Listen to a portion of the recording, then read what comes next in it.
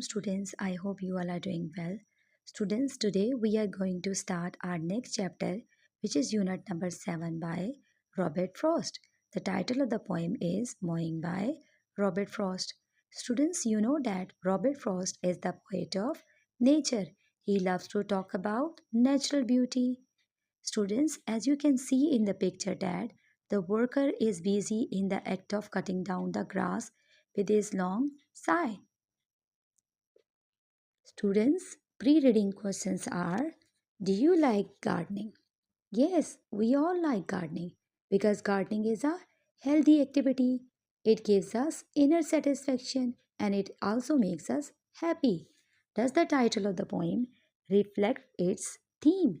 Yes, the title of the poem clearly reflects its theme. It shows the relationship of the worker with his native land. It also highlights the importance of the hard work. What is a sonnet? Students, sonnet is the poem which is based on 14 lines. So let's begin our today's lecture, Mowing by Robert Frost. There was never a sound beside the wood but one, and that was my long scythe whispering to the ground. What was it whispered? I knew not well myself. Perhaps it was something about the heat of the sun, something perhaps about the lack of sound, and that was why it whispered and did not speak. It was no dream of the gift of idle hours or easy gold at the hand of fay or elf. Anything more than the truth would have seemed too weak to the earnest love that laid the swale in rows, not without feeble pointed spikes of flowers, pale orchises, and scared a bright green snake.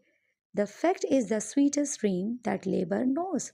My long sigh whispered and left the hay to make. Hence, in the opening lines of the poem, the poet says that there is complete silence in the woods, and there is only one sound, which is the sound of sight whispering to the ground. Students, here you can see the usage of the figurative language, which is personification.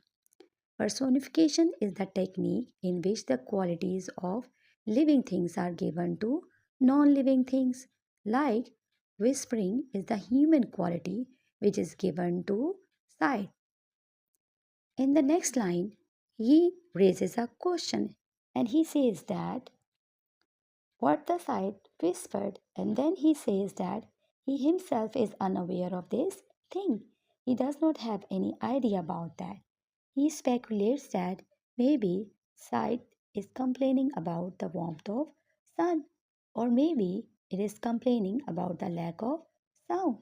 In the next stanza, the poet says that the speaker is not sharing some dream of his idle hours. Phrases like idle hours or easy gold at the hand of fay represents a dedication of truth and earnest labor. The speaker does not believe in sitting idle. He believes in hard working that the speaker puts into his work, such as carefully arranging the landscapes in rows. Students, it's a very beautiful poem. As you can see, the usage of different kinds of imageries in this poem. You can see the usage of visual imagery. Students, visual imagery is related to our sense of sight, like feeble pointed spikes of flower, pale orchises. And you can also see the usage of auditory imagery in the opening lines of the poem. Auditory imagery is related to our sense of hearing.